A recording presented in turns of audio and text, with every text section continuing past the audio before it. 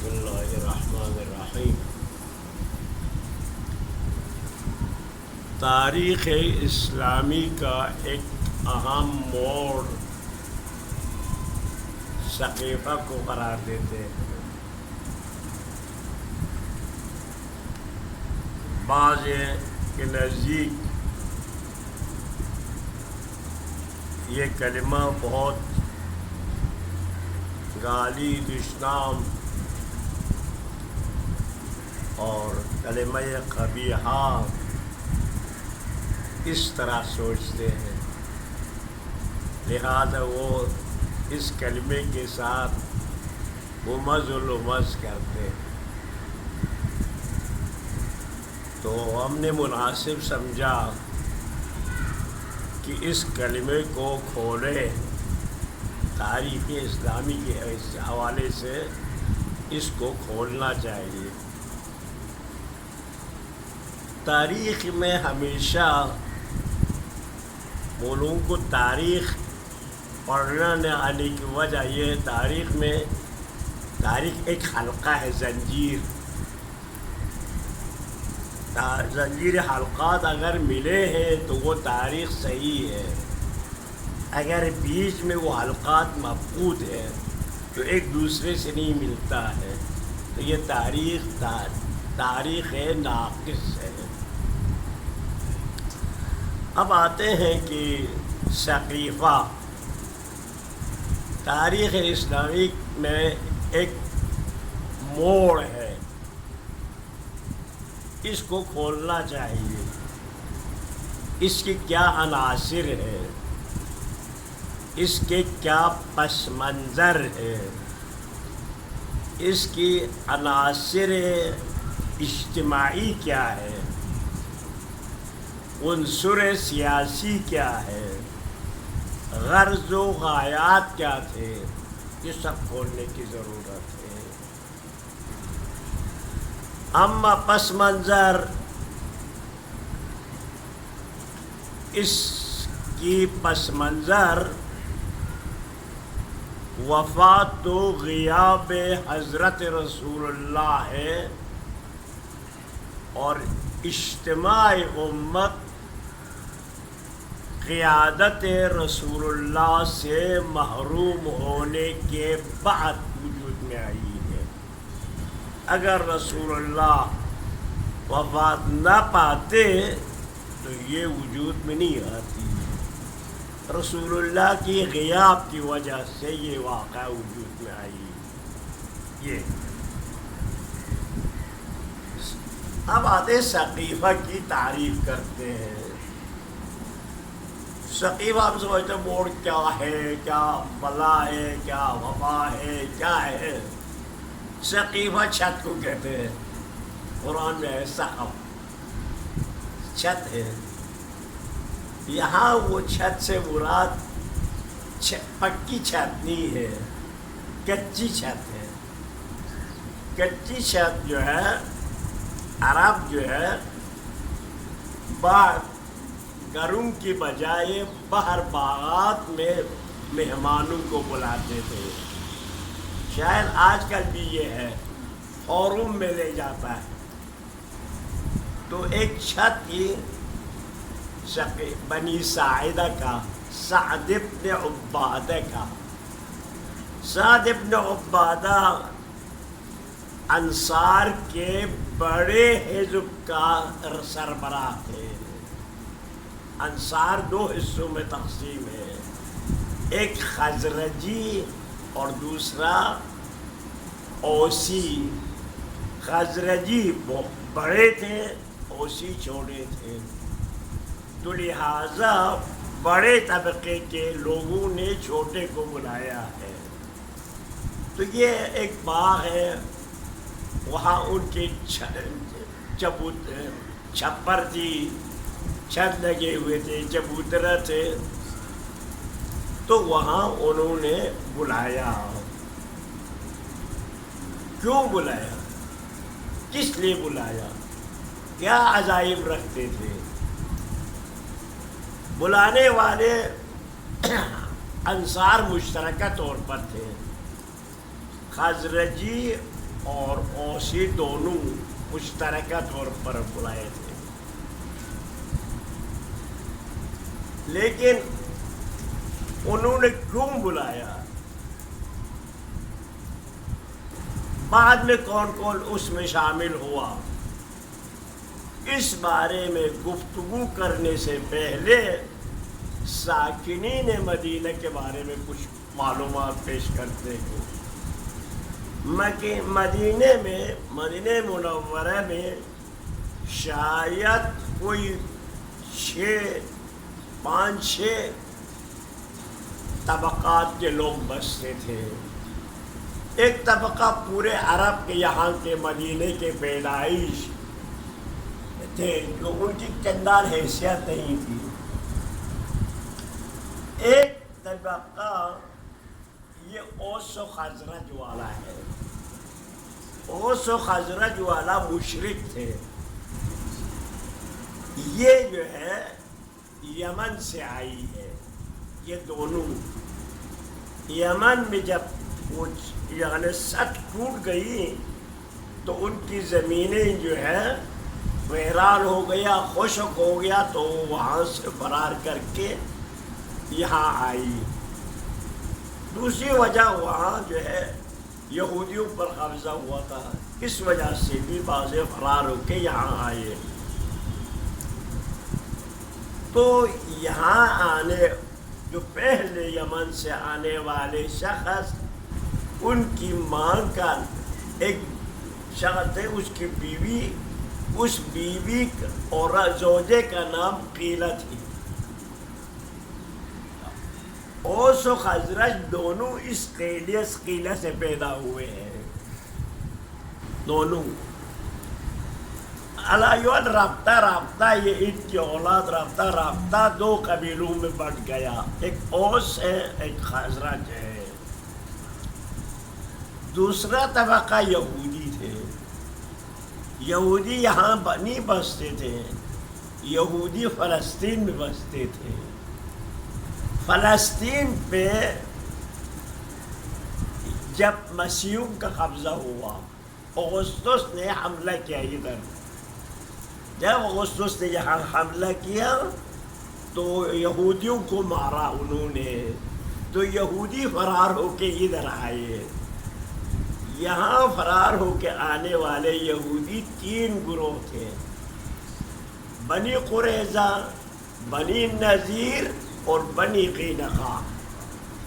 یہ تینوں یہودیوں کی صفات، جس طرح آج کل سنی شیعوں میں تضاد ہے، ان میں بھی یہی ہے، ایک دوسرے سے نہیں بنتے تھے، آپس میں نفرت تھے۔ تو لہٰذا یہ یہودی ان مشرکین پر اتفاق سے کنٹرول نہیں کر سکتے تھے، وہ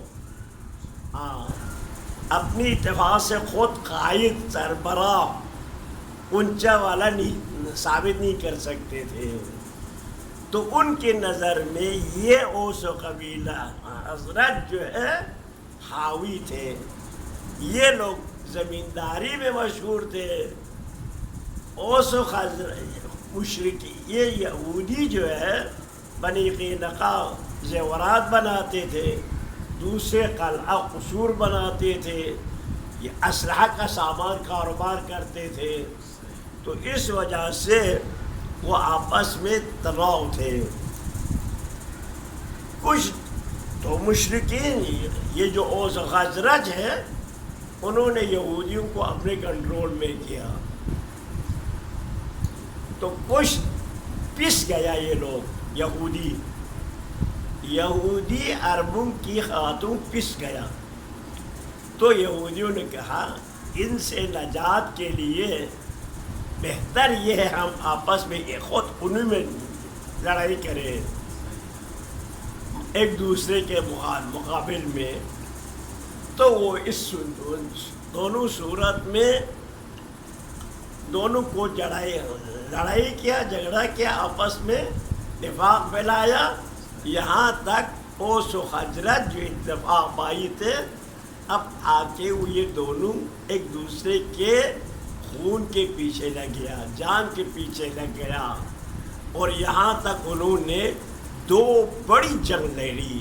بڑی جنگ سے مراد دیرپا جنگ، لمبی جنگ انہوں نے لگائی. اوس و خزرج جو مشہور ہے، داعش و غبرا کی جنگ کہتے ہیں، جنگ بغاز کہتے ہیں. یہ جنگ انہوں نے لڑائی. جنگ لڑتے لڑتے اوس و خزرج تھک گئے. نہ وہ جنگ چھوڑ سکتے تھے، نہ جنگ کو جاری رکھ سکتے تھے، نہ ان کے پاس کوئی مصلح آتے تھے کہ آپس میں من لڑاؤ، صلح و صفائی کرتے. یہ بھی نہیں ملتے تھے ان کو. یعنی ایک ایسے صورتحال میں بھی کبھی مبتلا ہوتا ہے، نہ خود چھوڑ سکتا ہے، نہ جاری رکھ سکتا ہے، نہ صلح کر سکتا ہے. پھنس گئے تھے آخر میں. ان دنوں میں یہودیوں نے، اوس و خزرج مشرک تھے، بت پرست، ان کو کہا ہماری کتابوں میں آیا ہے کہ آخری نبی اس سرزمین سے اٹھنے والا ہے. جب یہ اٹھیں گے تو ہم ان کے ساتھ ملا کے تمہیں صفائی سے ختم کریں گے. یہ بار بار کہتے تھے اور کوئی آثار و نشانی نظر نہیں آ رہے تھے. البتہ یہ بات یہ رکھیں، پورے عرب میں بت تھے، ہر جگہ پر، ہر محلے پر، ہر علاقے کے لیے بت تھے. لیکن کعبہ سب کے پاس محترم تھے. تو لہذا اوس و خزرج ایام حج میں مکہ آتے تھے، قافلہ بنا کے آتے تھے.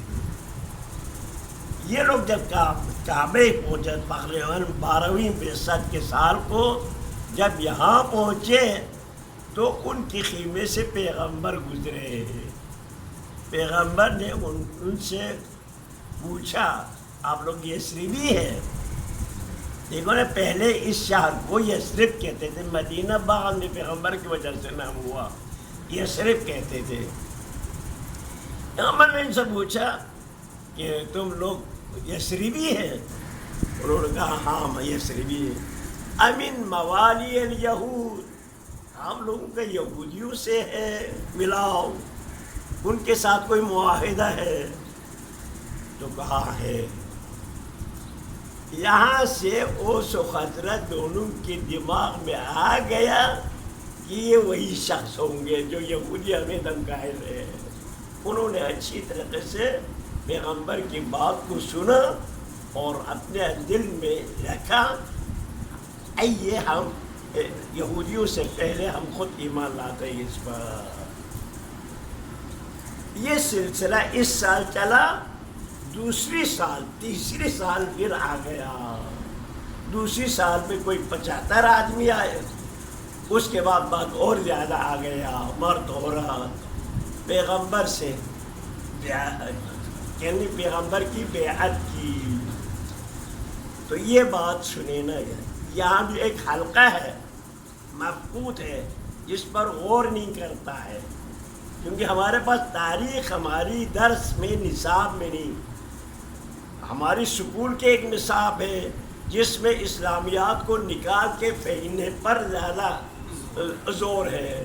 وہ دینی درسگاہ میں تاریخ کا کوئی کسی وقت وجود میں نہیں آیا نصاب تاریخ میں درسگاہوں میں. تو یہاں یہ سوچ ہے، یہ جو اوس و خزرج آپس میں دست بگرے باندھے کیسے محمد پر اتفاق ہو گیا؟ اگر آپ کسی سے بھی پوچھیں یہ میرے سمجھ میں نہیں آیا، یہاں یہ دونوں اتفاق کیسے ہوا، تو کوئی نہیں بتا سکیں گے. علی حال پیغمبر کے ساتھ معاہدہ ہوا، پھر اس کو ہم رکھتے ہیں، واپس آتے ہیں مدینے میں. پیغمبر وفات پائے. ہاں، پیغمبر کو انہوں نے دعوت دے کے لے گیا تھا مدینے میں. سمجھا؟ پیغمبر انہوں نے جان و مال کی ضمانت دیا پیغمبر کو کہ آپ کے جان و مال کا محافظ ہم ہیں، آپ سے جنگ لڑنے والے سے لڑیں گے ہم۔ اس بنیاد پر پیغمبر وہاں پہنچے، 10 سال پیغمبر مسلسل ان کو جنگوں میں رکھا۔ 10 سال کے بعد اب سمجھے، اس نقطے پہ غور کریں، ہمیشہ نکات کو سوچے اور اس پر غور کرنے کی عادت کریں۔ ہم نے بتایا 10 سال جنگ کے بعد پیغمبر جب وفات پائے تو کیا ہوگا؟ ہر انصار کے دماغ میں آئیں گے پورے عرب ہمارا دشمن ہو گیا ہے، اب تو خیر نہیں، یا ہمیں جینا ہے یا ہمیں پسنا ہے۔ یہاں 2 گروہ رہتا ہے، ایک گروہ مہاجر رہتا ہے جو مکے سے آئے ہیں، اہل مکہ تھے، ایک گروہ یہاں کے پیدائش کا ہے، انصار و مہاجر ہے۔ اگر خدا نخواستہ اللہ نہ کرے، اگر پیغمبر کے بعد کچھ ہوا اور عرب نے اپنا انتقام لینا چاہے تو ہم ہی پس جائیں گے۔ تو اس حوالے سے ان کا یہاں اجتماع ہونا جو ہے وہ حق بجانب ہے کہ ہم اپنی تیاری کریں۔ یہ لوگ تو شاید واپس جائیں، ہم کہاں جائیں؟ تو اس بنیاد پر سعد بن عبادہ نے لوگوں کو تمام کو بلایا، اس میں اوس بھی بلایا، چونکہ اوس چھوٹا طبقہ تھے تو اس کو اپنا استقلال نہیں کر سکتے تھے، وہ ادھر جمع ہوا، یہ ہو گیا۔ تو یہاں اجتماع میں 2 گروہ جمع ہوا، ایک اوس اور ایک خزرج۔ تیسرا قبیل عنصر، تیسرا عنصر جو ہے مہاجرین کا ہے۔ مہاجرین کا 2 گروہ ہے، ایک گروہ خبر ہوتے ہی یہاں آ گیا، شرکت کی انہوں نے، اس میں ابو بکر ہے، عمر ہے، ابو عبیدہ جراح ہے، یہ تینوں۔ ایک گروہ جاری ہم کہتے ہیں وہ پیغمبر کے ساتھ تھے، علی کے گھر میں رہے، وہ یہ خبر سن کے یہاں نہیں آئے، وہ تو 4 ہو گیا، سن لیا، 4 گروہ، انصار، اوس و خزرج، اور یہاں مہاجر ابو بکر، عمر، ابو جراح اور حضرت علی کی گھر۔ تو یہاں جو ہے،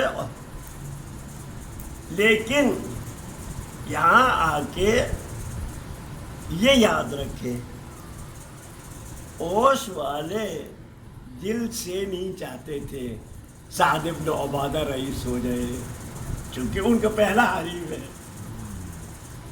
وہ دلی طور پر نہیں چاہتے تھے، نہ خود دعویٰ کر سکتے تھے، وہ زیادہ یہی دعویٰ کرتے تھے، کر سکتے تھے اگر آپ امیر ہو جائے تو ہمیں وظیفے پہ رکھو، ہمیں خالی نہیں رکھنا۔ یہ